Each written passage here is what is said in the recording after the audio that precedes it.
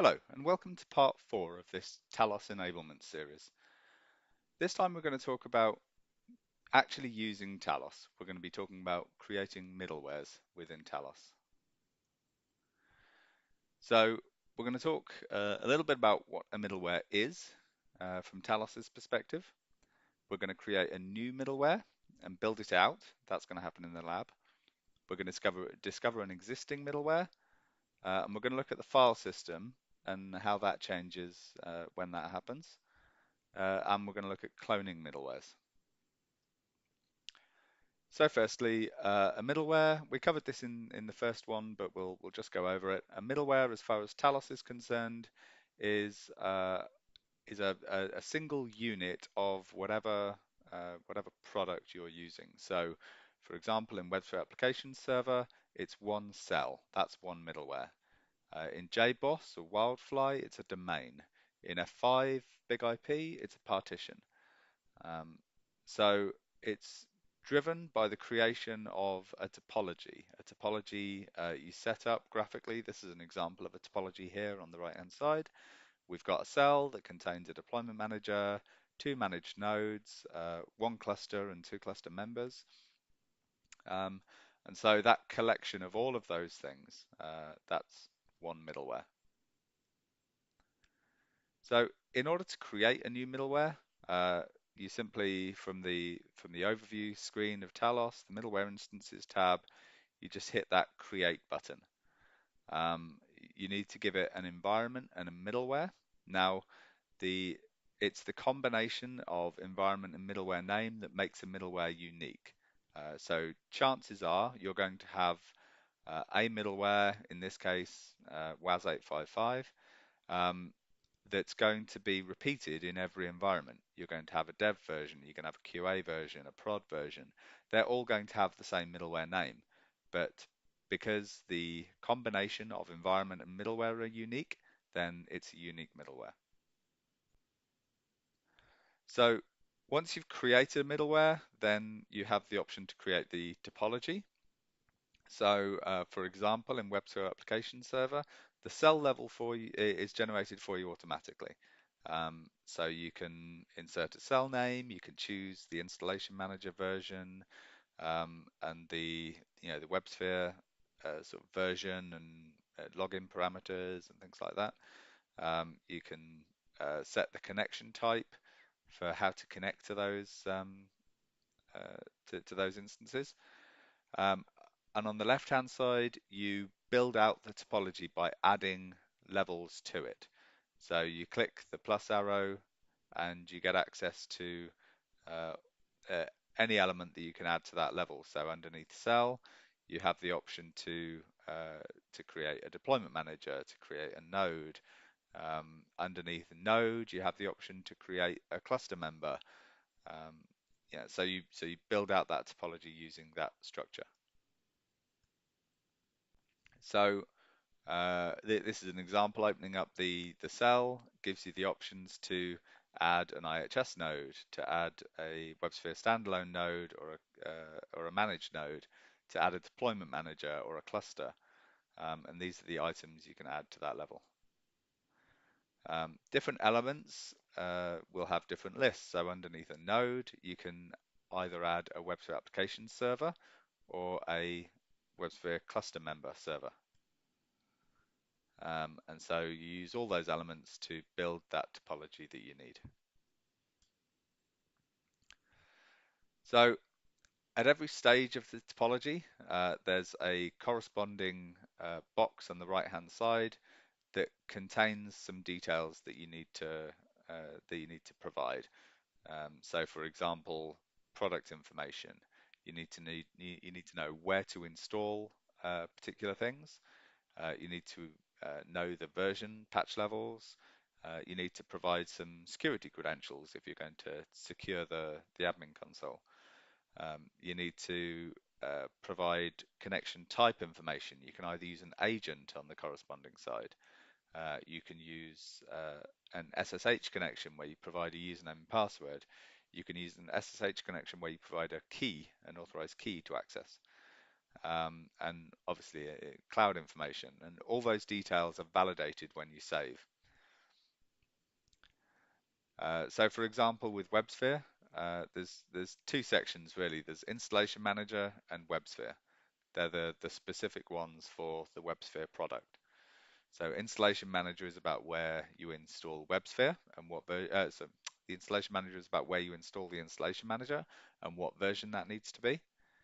And the WebSphere section deals with what version of WebSphere do you want to install, what patches do you want to apply, where should you install it, and what should the security user be. Now, obviously, these are going to change for every product because every product has a different set of required information. The connection type is common to any middleware, and that's just how do you get access to that remote server that you're acting on. You can make that three different ways: an SSH connection, an SSH connection with authorized keys, and an agent connection. So SSH is usually the simplest. You just provide a username and password. Don't need to do any key generation, but a lot of organizations maybe don't allow SSH or don't allow SSH without providing authorized keys. So in that instance, you would use SSH with keys. If SSH is not available at all, or you're running against a Windows target, then there is the agent that you install on the target machine, and then you can access with a particular host name and agent port. And as long as that port number is open on the firewall and accessible on the target machine, then that connection can be made. Um, So if the middleware you're connecting to is on AWS, Azure, or SoftLayer, you can use either an existing instance or you can spin up instances on demand. Um, so the if you select use existing instance no, then you get a whole load of information that you can provide around the region that you're going to use, a custom AMI, for example, that you might want to use, um, the instance type that you'd want to do, so a T2 small, a T2 micro, etc. The key pair name that you use to access that machine, etc. So once you save that, then all those details are retained, and as part of the build out process, the first step will be to go and spin up that instance and then retrieve back the host name, for example. So you'd then be able to you know, carry on, connect to that machine, and install the product. So once all the information is complete, you click Save on your middleware and you have your logical topology there. The Jenkins artifacts are created automatically, assuming that you have Jenkins connected through the administration section. And you see then the middleware appear in the left-hand navigation. Now, obviously, that's not there yet. You would need to execute the Jenkins job. Um, but there are a few things you can do now that you have that middleware created. There are some options you can go back in, you can edit it and modify the topology.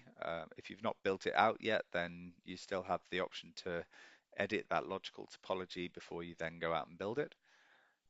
You can auto tag it. We'll talk about tagging a little later, but essentially uh, that will tag particular levels with a specific name so that you can assign specific bits of configuration to specific tags. And you could clone it. You could say you're building an environment and you're going to need a dev version, a QA version, and a prod version. You can clone that, and it will repeat the whole thing. You might just need to provide a bit more information, for example, a new host name to install it on, or change the port number or whatever. It can't be exactly the same because obviously it'll build it in exactly the same place on exactly the same machine, and that's not possible. So once you've created the middleware and the Jenkins projects are created, then these are available within Jenkins, and you can execute them. By default, every middleware will have a corresponding pair of projects. There will be environment name hyphen middleware name underscore build and underscore configure. The build will perform a full cycle of install. It will stop the cell if it exists. It will stop the cell if it's running. It will uninstall if it exists. It will install, apply patches, set up security, and restart the cell and get it ready for anything you want to do with it. That's a blank cell build out. The default configure performs creation of any new clusters that have been created since the last time it was executed, applying any templates that have been applied to that middleware through the Talos console, writing any configuration, writing a payload that results from that template, and starting clusters and getting everything ready to run your application. So at the point where you've run configure, if you've installed an application and got everything configured, you should be ready to just hit the URL and run that application. So to execute the project, there's simply a play button on the right-hand side of the list item there. You execute that, and then the project executes, and you'll be able to monitor that in the way that you do in Jenkins.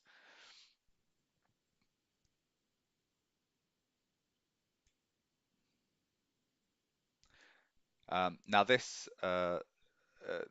the build executor status here is obviously the running process.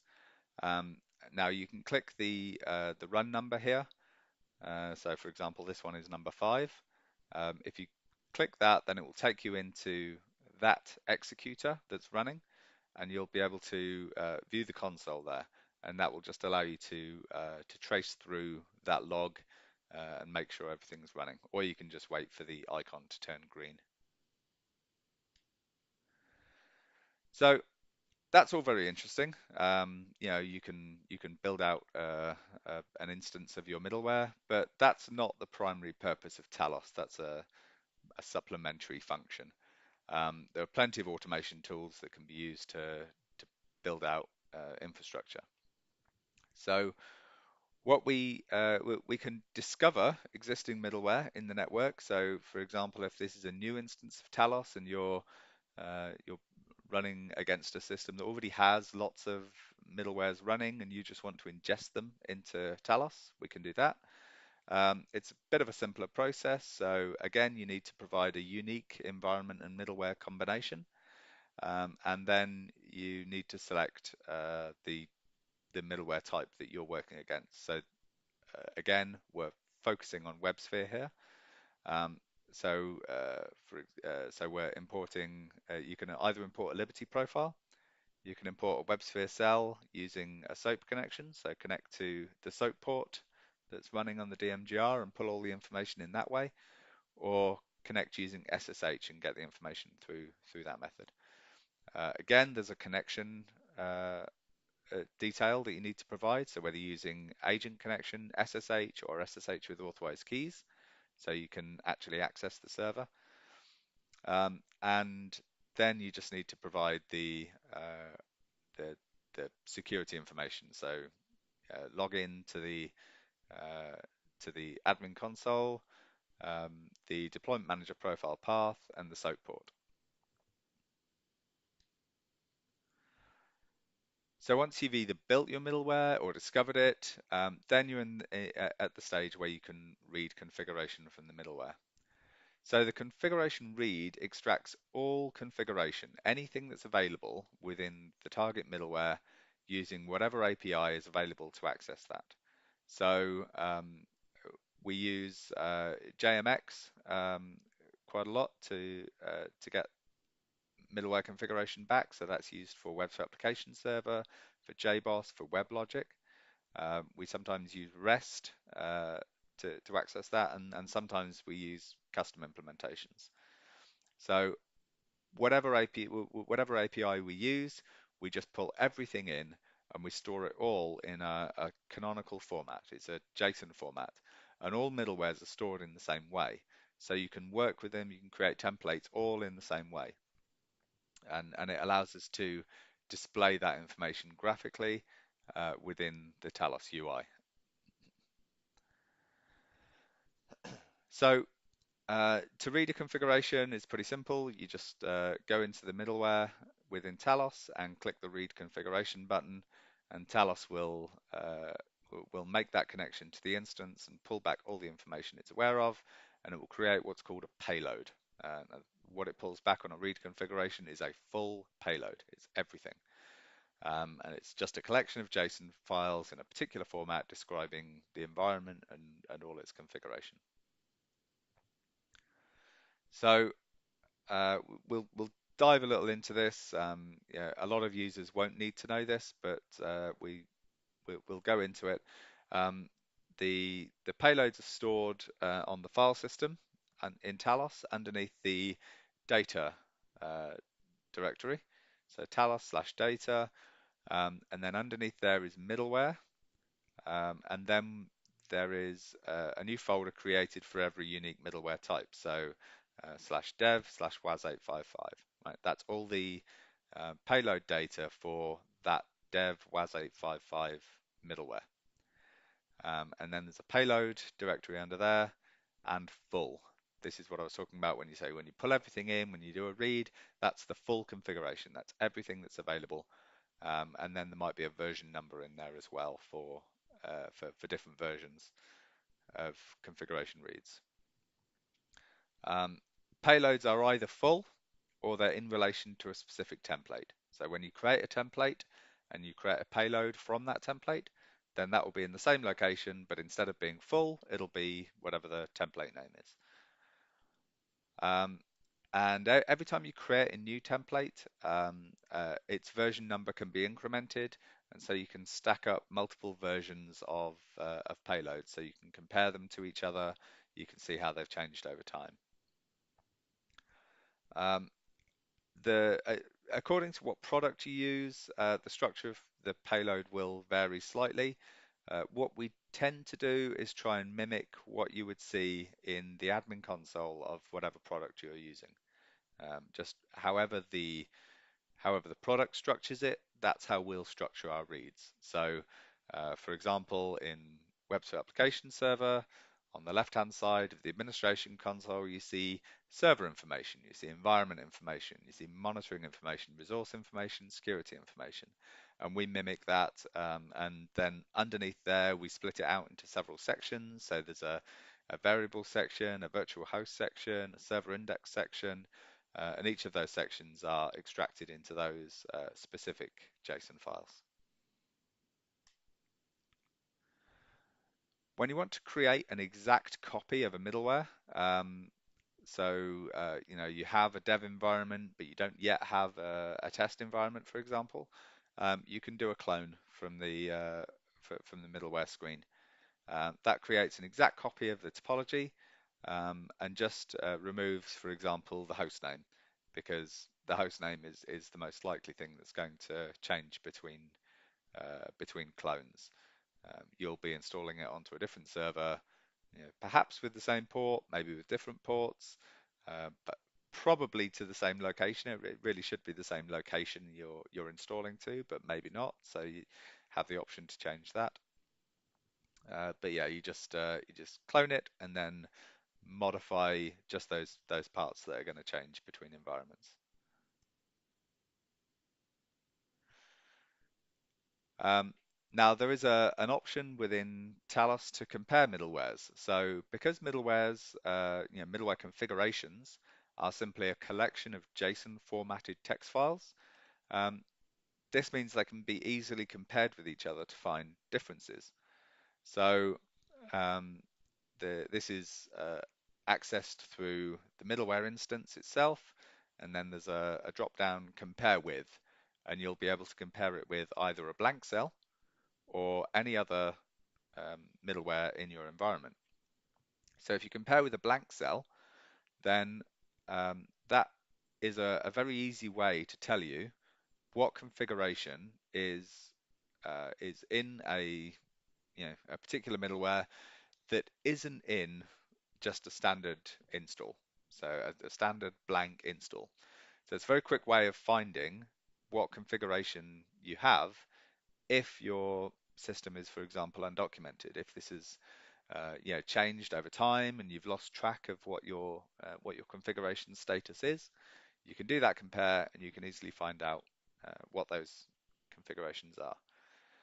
Or you can compare with any other cell, which perhaps should be identical, and detect differences to maybe assess why something is going wrong, why some application is having difficulty in test but not in dev. So you can compare those two environments and see what those configuration differences are. So when you're comparing middlewares, you're given a list of scopes. So a scope within Talos is a particular level of your topology. So there's a cell scope, there's a deployment manager scope, there's a node scope, a node agent scope, cluster member scopes. Um, so if you select all scopes, then the comparison that you're going to generate is going to be very, very large. So what's probably best is to try and compare as few as possible. So if you're looking at a particular application that's installed on a particular cluster, maybe just have the scopes of that cluster and perhaps the cell and the node that it's sitting on. When you're doing the comparison, differences are highlighted, so it comes out in this tree format where you can expand, and they expand together, so you can see those configurations. Anything that's not highlighted is identical, and the differences are then highlighted in yellow there. If they are just configuration differences, then they're just highlighted in yellow to say it's this configuration on this side, it's this configuration on this side. Um, or they can be highlighted in red if they are configurations that are completely not present on one side and present on the other. So if they're brand new configurations. You can obviously expand and collapse these and scroll up and down to get the best view of your environment, and you can filter the configurations to show only unique configurations on the left, only unique configurations on the right, or only attribute differences. So it will ignore configurations that are missing completely, unique in one or the other, and it will just focus on attributes that are present in both but have different values. And you can also create a new template from differences on one side or the other. This is particularly useful when you're comparing with a blank cell. For example, if you want to create a template based on based on just the differences that are visible within that compare, then you can compare it with a blank cell and just create the template based on the differences to that blank cell, and then you'll get a template that is you know, custom created for your application, for your infrastructure, but hasn't required much effort to do so.